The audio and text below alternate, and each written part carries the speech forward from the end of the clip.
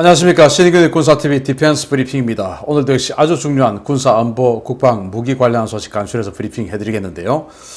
중국이 우리 대한민국을 아주 중요한 적국으로 생각하는가 봅니다. 중국의 최신 전투기 스텔스 전투기 우리 대한민국 바로 코앞에다가 배치를 했는데 그 의도가 뭔지 한번 보겠고요. 그리고 지금 또 미국이 중국에 대해서 굉장히 중요한 군사적 시그널을 보내고 있는데 어떤 일이 진행되고 있는지 보겠습니다. 신인균의 군사TV 구독, 알림, 좋아요 눌러주십시오. 요즘 중국 동해 함대와 푸켓 함대에 무슨 일이 있는 것 같습니다. 프랑스 정보함이 근접 정찰을 한 데 이어서 미국의 RC-135U 컴뱃 센트가 지난주부터 산둥반도 인근을 초근접 정찰 비행하며 중국을 자극하고 있습니다. 최근 미군 정찰 자산들의 중국 연안 정찰 활동이 크게 강화되고 있으며 특히 전략 정찰 임무를 수행하는 RC-135U 컴뱃 센트가 도발적인 정찰 비행을 자행하고 있다고 베이징 대학 산하 연구기관인 남중국해 전략태세 감지 계획 SCSPI가 18일 주장했습니다. SCSPI는 미군 RC-135U와 RC-135W 전자정찰기, E-3B 조기경보 통제기, MQ-4C 트리톤 무인 정찰기 등 정찰 자산들이 중국 연안에서 정찰 활동을 늘리고 있다고 지적하면서 관련 항적을 공개했는데요. 실제로 미군 정찰기들은 중국 연안에 바짝 붙어서 ADS-B, 즉 자신의 위치와 신원을 드러내놓고 대놓고 정찰 활동을 벌이고 있습니다. 주목할 만한 것은 21일 RC-135U의 정찰 항적인데요. 컴뱃 센트는 한국 시간으로 21일 오전 11시 28분 오키나와 가데나 공군기지를 출격해 동해함대 사령부인 닝보를 스쳐서 산둥반도 약 80km까지 접근했는데요. 이후 100km 이내 거리를 계속 유지하며 중국 동해안 일대를 집중 정찰했습니다. RC-135U는 통신 감청은 물론 민감한 신호정보를 수집해 미군 최고 수뇌부에게 직보하는 전략 정찰기인데요. 이러한 정찰기가 중국 북해함대 사령부가 있는 칭다오, 동해함대 핵심 기지가 있는 레닌강, 동해함대 사령부의 닝보 일대에 바짝 접근해서 자신의 위치와 신원을 노출시키고 정찰 비행을 수행한 것은 대단히 도발적인 행위입니다. 주목할 만한 것은 중국 측의 싱크탱크가 밝혔듯이 미군이 최근 이 일대에 대한 정찰 빈도를 크게 늘리고 있다는 것인데요. 도대체 이 해역에 무엇이 있기에 미군이 이렇게 이 일대를 이잡듯이 뒤지고 있는 것인지 그 배경에 관심이 쏠리고 있습니다. 컴뱃 센트, 미 공군에 2대밖에 없는 전략 정찰기인데 바로 이제 리벳 조인트 같은 RC-135W 리벳 조인트 같은 그 정찰기들이 수집한 정보가 있죠. 이런 것들 다 취합해서 미 정보 그 국방정보부에서 그 정보를 취합해가지고 정리해서 위로 보고를 합니다. 자, 그러면 그 위에서는 뭔가 이 정보가 지금 맞게 올라오는 건지 아닌지 이걸 좀 판단해야 되겠죠. 그래서 교차 검증을 하기 위해서 컴뱃 센터라는 걸 운영하는데 리벳 조인트하고 임무 똑같아요. 능력은 똑같아요. 단 그것을 보고하는 보고 체계가 이 국방정보국에도 보내지만은 역시 대통령 백악관에게 또 합참의장에게 국방장관에게 직보하는 그런 전략정찰기가 이 컴뱃 센터인데 이 컴뱃 센터가 항적정보 보시다시피 그 오키나와를 이륙해가지고 그냥 닝보 앞으로 갔어요. 닝보가 어딘가 하면은 상하이 바로 앞에 항저우가 있죠. 항저우 바로 밑에 닝보라고 있는데 그 닝보는 중국 3대 함대 중에서 동해 함대 사령부입니다. 그래서 닝보 앞을 스쳐 지나가서 저우상군도 영해선을 그냥 밟고 지나간 듯한 그런 선으로 올라가서 레닌강, 바로 이 동해 함대 끝쪽에 있는 기지죠. 그리고 칭다오, 푸켓 함대 사령부죠. 여기까지 가가지고 다시 돌아왔는데 거의 영해선에 바짝 붙어서 계속 비행하는 이런 모습을 보여줬고 놀라운 것은 그 전 비행기간 중에 ADS-B를 다 켜고 갔다. 그러니까 내가 여기 있다. 내가 왔다. 뭐 조심을 하든지 말든지 알아서 해라. 라는 이런 거 아니겠습니까? 너가 이상한 짓을 하고 있다는 거 나 알고 있고 그걸 보러 왔다. 라고 선언하고 지금 다니는 겁니다. 그런데 위치를 보시다시피 여기는 대만하고는 좀 먼 곳이에요. 그래서 이 문제가 이 정찰 행위가 대만에 대한 양안 문제에 대해서 중국에게 자제력을 발휘해라 라는 그런 시그널하고는 조금 먼 곳에서 정찰하고 있다. 그 말은 지금 이 중국이 북한 문제에 있어서 한반도 문제에 있어서 굉장히 북한의 유동성이 있다. 라고 생각하는 것 같고, 그렇게 해서 이 중국의 전력들을 이 한반도 쪽에 집결하고 있는 모습에 대해서 지켜보고 있다 라고 하는 그 시그널이 아닌가라고 생각이 되고, 그런 차원에서 두 번째 소식은 중국이 그들의 지금으로서는 최고 그 상위권에 있는 무기 체계를 한반도 인근에 배치해서 중국이 대한민국을 어떻게 보고 있다라는 것을 느끼게 해주는 뉴스가 있습니다.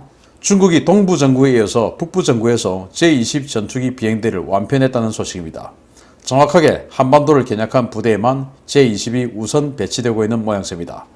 중국 공군이 지난 18일 최신형 전투기 제-20으로 편성된 두 번째 비행대를 완성했으며, 이번에 완편된 제-20 비행대는 중국산 WS-10C 엔진이 장착되어 있다고 글로벌 타임스와 신랑 군사망 등 중국 관영 매체들이 일제히 보도했습니다.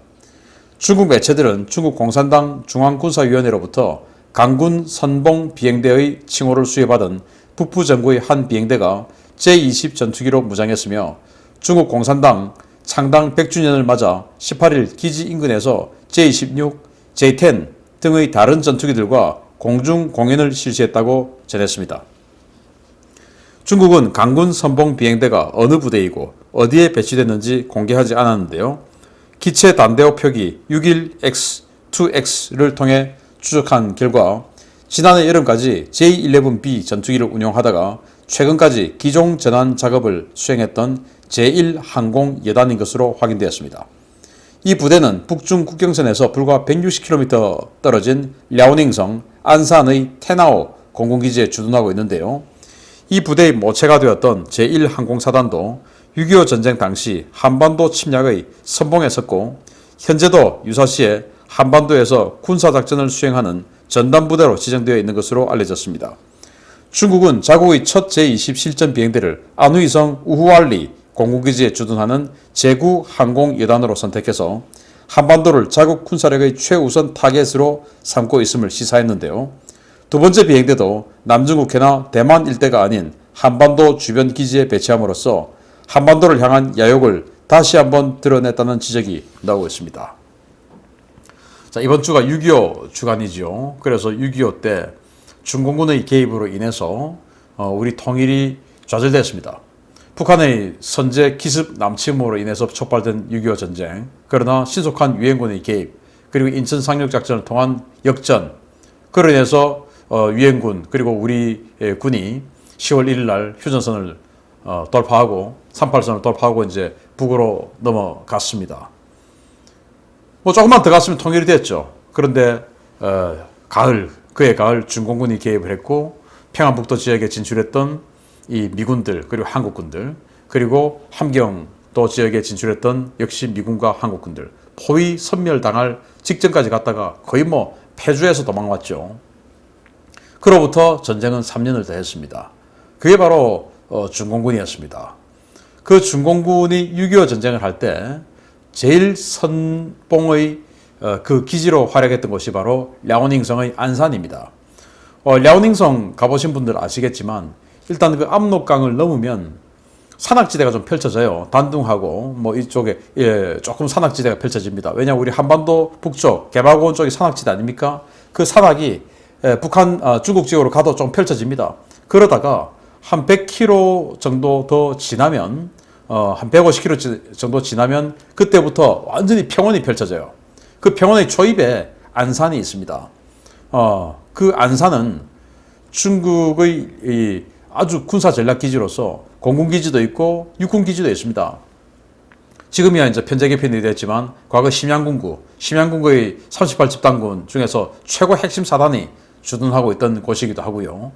그런데 이 지금 여기서 말한 이 강군 선봉 비행대, 여기가 바로 안산에서부터 6.25 전쟁 당시 우리 한반도를 침입해서 북한군 그리고 중공군을 지원했던 그 공군기지입니다. 그리고 이 비행대가 바로 과거 만주군 출신이었는데, 그 만주군에서 비행 교관을 했던 사람들이 이제 일본이 패퇴하고 돌아갔을 때 그 일본군의 비행기, 전투기 이걸 가지고 비행 교육을 해서 중공군을 무장시켰고, 그 비행기를 가지고 이제 우리 6.25 전쟁에 참전을 해서 우리를 괴롭혔던 바로 그 부대입니다. 그 부대가 아직도 안산에 있는데 그 부대에다가 제-20 비행대대를 배치를 한 겁니다. 그러면은 이 안산에다가 랴오닝성 안산에 배치를 한 것은 이거는 뭐 두 가지 더블 포석 이런 거하고는 다르죠. 예를 들어서 안후이성의 공군기지에 배치를 한 것은 그 오키나와 그리고 대만 이런 것까지 작전 영역에 넣을 수 있어 라고 핑계는 될 수 있지만 물론 거기도 이제 바로 동진하면 미 항모가 들어오는 이 남해 그쪽을 차단하는 그 역할을 하기 위한 기지거든요. 그 바로 동쪽이 이제 이 제주도니까. 그런데 이 랴오닝선 안산 같은 경우는 이건 뭐 변명의 여지 없이 이론의 여지 없이 오직 대한민국만을 겨냥한 그런 공군기지다라고밖에 설명할 수 없습니다. 그러면은 지금 중국의 최고 핵심 군사 이슈는 뭐냐? 누가 봐도 대만 문제 아닙니까? 그런데 대만 문제에 집중해야 할 그 기지들에 전담할 기지에 제20을 배치하지 않고 한반도 문제 전담 기지에 제20들을 배치를 한다? 이건 중국의 군사적 관심이 과연 어디에 있는가? 대한민국을 어떻게 보는가? 이걸 확실하게 알 수가 있고 그래서 마치 중국이 우리의 우방국인 것처럼 이렇게 착각하고 사는 사람도 굉장히 많은데 그게 아니다 라는 것을 확실하게 보여주고 또 이렇게 지금 중국이 최고급 전력을 한반도 전담 기지에 배치를 한다고 하는 것은 중국이 봤을 때 북한의 유동성이 굉장히 크다. 그래서 북한 정권이 언제 급변 사태를 맞이할지 모르겠다. 그래서 미리 지금 포석을 좀 더 넣자. 왜? 북한이 급변 사태가 생기면 미군 전력들이 들어와서 친중 정부가 아닌 친미 정부가 들었으면 이건 뭐 순망치 않는 관계를 이어나갈 수가 없죠.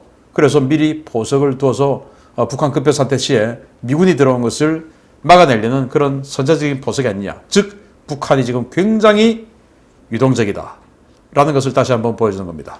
마치겠습니다. 감사합니다.